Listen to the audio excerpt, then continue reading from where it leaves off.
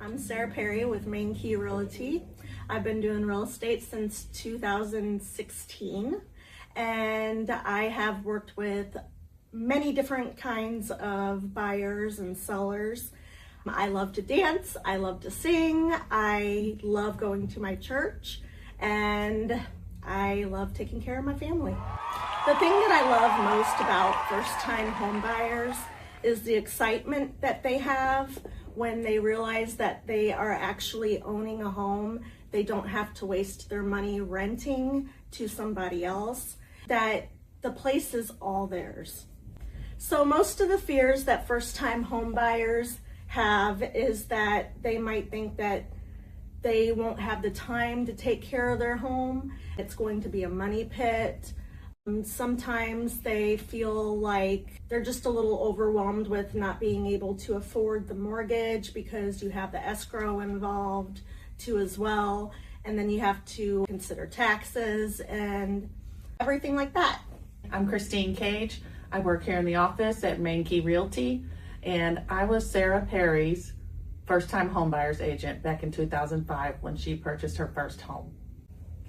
So back in 2005, when I decided to buy my first home, I had called in and was asking about a particular house. Christine just happened to pick up the phone.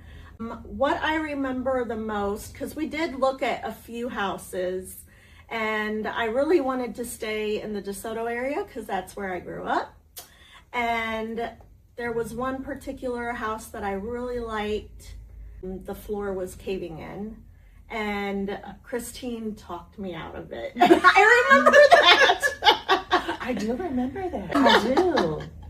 And so it is really important for realtors to not just think about themselves trying to get a deal closed, that, you know, if they notice something that is not going to be particularly good for that buyer, it needs to be said. And I'm really glad that she did say that to me. I wish I could have stayed in DeSoto. I ended up buying a house in Bonne Terre, but I did like that house. I just wish it wasn't in the Bonne Terre area because my family wasn't there. Well, you struggled, like many buyers do, to find the home that you like or love in the first-time home buyer price range. That's their budget. So you have to pick your favorite points and stick with that and get what you can. Yes. Move up like you did, you know. You have to move up. Like my first house was a 1900s home in Bonne Terre that needed work done to it, and then I bought, that house was $56,000 in 2005. That's non-existent now, but then in livable condition anyway. Yes, yeah. Livable condition. And then I moved up to a medium home house range over in DeSoto 7 years later. And then I moved up to a higher price point 7 years after that. And I mean, with first time home buying, most of the time, that's what you have to do. It came with a nice set of challenges. Yes. In the beginning. The first time home buyer, really with a strict budget, there can be quite a few challenges along the way.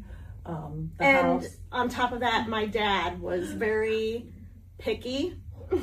Papa Bear. Yes. Looking out for his little bear cub. Yes. If you are a first-time home buyer and your dad wants to come along, tell your dad to try to not say too much, because, or mom too, because like I love parents, but they can be very extremely picky. They think that they know what's best, but in reality, realtors have seen a lot. They are looking out for what's best for their buyers. Maybe, you know, parents need to realize, maybe do a little interview with the realtor and realize that the realtor is doing what's best too.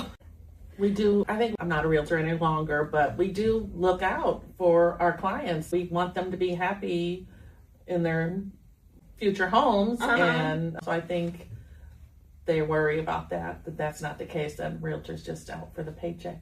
Yes. You know? I've dealt with quite a few parents. And I'm so sorry you had to deal with my dad. Honestly, I don't even remember much except for him calling me occasionally. because it took so long to close. This house, the way it was deeded, was from the parents to the children. There was like 8 children or 13 children. So it inherited each one equally. It was such an old purchase that some of the children were now deceased. So that meant it got split to their portion, got split to their heirs. We ended up have 18 people sign off on everything we did. Wow. Because of the way the house was deeded.